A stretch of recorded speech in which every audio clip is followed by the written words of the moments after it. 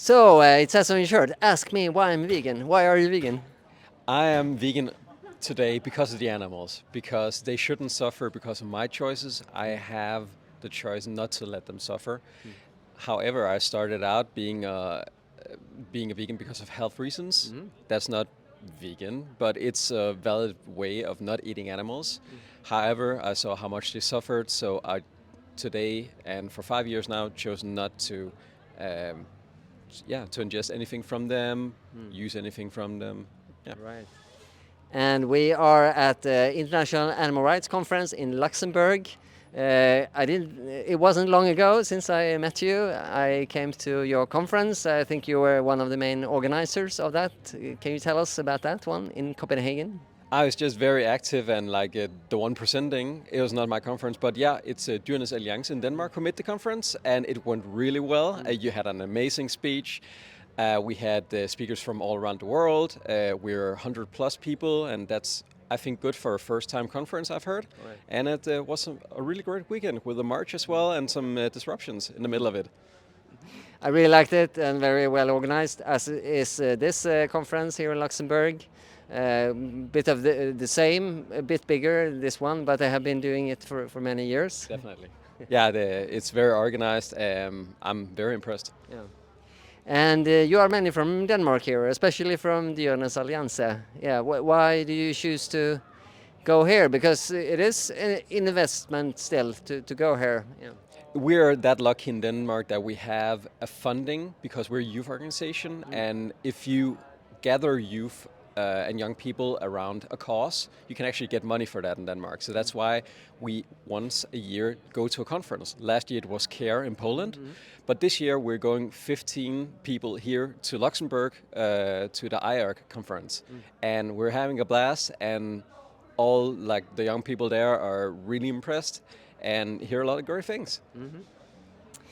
I have a memory of you, correct me if I'm wrong, but I went to Copenhagen to be part of a blockade of a slaughterhouse, a pig slaughterhouse, and I didn't know anyone there, I think. And there was a location I was supposed to go to, and I saw a group of people there, but there was one wearing a tie, and I was thinking, it's not them. There wouldn't be an animal rights activist wearing a tie. But I think it was you, wasn't it? Today it's way too hot to wear a tie, but usually I wear ties and suits. I've done that like almost every day in the movement. We're not that many who do that, but it also gives an impression that we are a lot of different individuals who actually care for the animals. Yeah, yeah. And you told me here that, and I know that you have been active in a vegan party, Veganerpartiet, before. I thought maybe that's where you got the idea of wearing a tie, because that's more you connect to politicians, or? Actually, now you mentioned that we met each other at the blockade. I've done a lot of things within 5 years. So yeah, blockade a slaughterhouse. Now I'm in Dyrenes Alliance, a youth organization, gathering young people around the cause. But yeah, I've also been into politics. However, I started my activism on the street with Anonymous for the Voiceless, and they weren't used to like ties and suits as well. It's not really the way they express themselves, but it did a good work. But yeah, I went into politics for 3 years. We started the vegan political party in Denmark, believe it or not, and it was actually successful, even like despite the name. In what way was it successful? We gathered 100,000 emails because of a very like stupid system. We only got 20,000 of those like for real signatures, but that is what is needed to become eligible for the elections in Denmark, and that is actually quite hard. So imagine this, a party, political party, a new one, fighting to get power and actually being called the vegan party. And that was a huge success in itself. We got so much press attention before, but also after we got eligible. It was a very easy job to manage the press. I did it at that point because people were calling us all the time. It's controversial, people know exactly what we want, and it's new into politics. So it was very relevant and exciting for people to know about. Yeah, but we also have animal rights party in Sweden. It hasn't gone that well for them. They don't call themselves the vegan party, but maybe that's a difference. I don't know. But I know also you worked a lot on this and you did it very well, I think. And it had a good momentum in Denmark. But it's hopeful to see that it can be successful to really discuss animal rights issue. But you didn't get into. Did you get into Parliament or any other institution? No, however, we did go through a minor election before that in municipality level, where we actually got to influence a lot of the politicians at that level, actually making some really strong reform underway, good connections, making sure that in a part of Denmark there is a plant-based opportunity in every public kitchen, and that's because of us going in there and asking the questions. So I think it's very important that that you go into politics, also being a vegan, being an animal rights activist, because it's usually people that don't talk to our cause that often, and if they do, they're very defensive. However, if you do, to become a part of an election or a game or a panel discussion, you actually get the opportunity to like informal chat with these people as well, and that has a huge potential because of infighting and in all organization, all areas. If you're not experienced in starting a new thing, there might come some issues and some troubles. We had that, and unfortunately, that resulted in there is no longer a vegan party in Denmark. However, we rolled hard for 2.5 years. So I would recommend people to do this, and I would recommend them to actually try to embrace the vegan name, because you said that it's Djurens Parti in Sweden, right? And yeah, they also had some difficulties. Teresa and all the others, we like all gathered together, all the animal rights parties throughout Europe and also parts of the world, Australia. And there's a network there, and we're the only one called the Vegan Party. And they all like, does that work? Like, do you get a lot of attention? Does it work for you? And it does, because people like, it's very controversial all around the world, so it has huge benefits. Of course, you need like great policy, and you also need to have some decent things to say. We had a really great crew, but the name does a lot. I think you're right. Animal rights is so far today from being like a political force. I mean, those ideas don't exist in other parties. So what we need to do is to get the discussion going, and I think you did a great job of that. And unfortunately, I think we are some time before it gets to affect decisions on a larger level. But it's great to begin, like you say, in municipalities and so on. You can make those kind of changes, but just get the discussion going is something that is needed to get further, I think. We are all different activists. You work in a different way, I work in a different way, and throughout times and throughout the years, we gain new skills, we gain new interests and motivations, and some of us would actually be quite interested in going into politics and working that way. And there are like 2 ways you can do it. Either you can start your own party, depending on what kind of country and barrier gate you have there. It might be hard, it might not be hard. Also, you can go in and infiltrate the established parties. And I would recommend to go for the larger ones, the more conservative ones, and then work your way through it there. I know it might work because you're vegan, and it might not work and they'll just kick you out. But please do that and try to gain their trust, gain their skills, become better at what you do, and actually have these informal conversations with them. It's actually just go in, have coffee, ask for oat milk. It's going to do huge things. It's going to get the conversation rolling. And when you get others from the same party to talk about this, it will affect the whole party.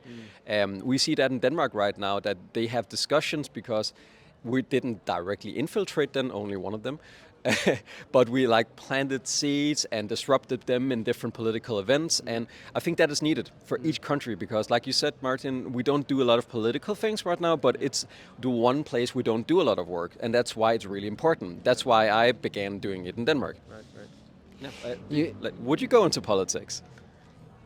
I don't think so. I might. I think it's really important that some of us do. Now I'm not so much into other kinds of activism, but I don't take it off the table.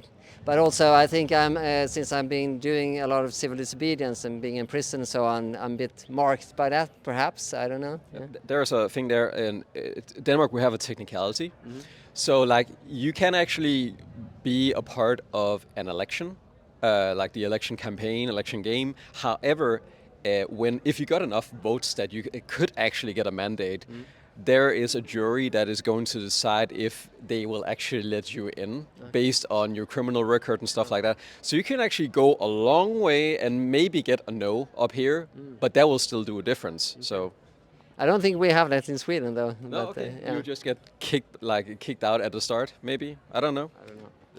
Worth a try. Maybe. But you say infiltrate, to me has very negative sound. For me, if I would go into a party, I would still want to believe in its core ideology. Isn't that important if you want to, even if you want to work for animal rights as your main topic, perhaps? Yeah, infiltration, like it depends on what your aim is and how you want to interact with people. That's very true. Let's say we all have liberal parties, and like John Locke and Adam Smith, who founded liberalism, that they agreed upon that our freedom goes to when we affect others' freedoms. Like we can have as much freedom as possible, but if it affects others' freedom, it should stop. But our parties don't acknowledge that anymore. But all the liberal parties, they had this like sense of belief grounded in their party, and you can use that and have great discussions and that be a part of the party. And I know maybe most here are not in the liberal party sector, but that could actually be a way in and just changing the game from there. It is a valid thing. But okay, maybe not infiltration ninja kind of thing, but you can do different approaches. Sure. It's just important to get there, because just like Faraz is coming later here, he's also within, he's a scientist. It's important to have scientists working and promoting veganism within their field, and we should use all our fields, and one field that isn't used that much is politics. Right. Yeah. No, I agree. Lastly, we're here at the conference, as you heard, and there are so many things you can do with animal rights, and we have been talking some of them. That's also why I come here, to meet people, to discuss and to hang out. That's great, but also to get inspiration for maybe new methods to use, and also find out like pros and cons on different things and what's right in this moment, also in this time we're in. Is there something that you are looking for or have already taken with you when it comes to different strategies or actions to do? I'm looking forward to John Oberg's speech tonight about social media, how we can really blow that up to save the animals. But I think I've listened to a lot of great things. Melanie Joy also talked about burnout, something that we should all talk more about, that it's very hard being in our position because we notice violence everywhere. People don't usually do that, but at a certain point they actually see, oh, what's in the freezer is actually violence, and that's very hard to witness. So taking time for yourself and taking care of that, I think that's very essential. So I've gotten great things out of this, and I can really recommend people to come to conferences like this, and I can also really recommend people to just get involved. You know, you care for the animals, we need you. The community needs you. We need to grow bigger. At one point, the whole society is going to be like a part of this, but until then, we need to like just broaden the group. Please come here. Yes, I agree. Thank you, Lars. And if you can't come here, there are obviously other things, and you can do like you did in Denmark to create your own conference. Yeah. Like Dyrens Alliance, or go to other ones that others do, maybe in your vicinity. Yeah.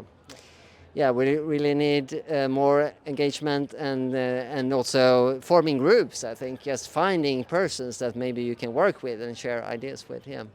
So Dyrens Alliance in Denmark is, I think, the best organization I've seen so far, because it's very organized. It's been there for a long time. So payment-wise and also taking care of burnouts, also that like if you manage all these things, you get there where you can make a conference. And I think we all have stepping stones on where we start in our activism. Shout out to my colleague Maria for the conference, by the way. Check it out, Frihed for Dyrene.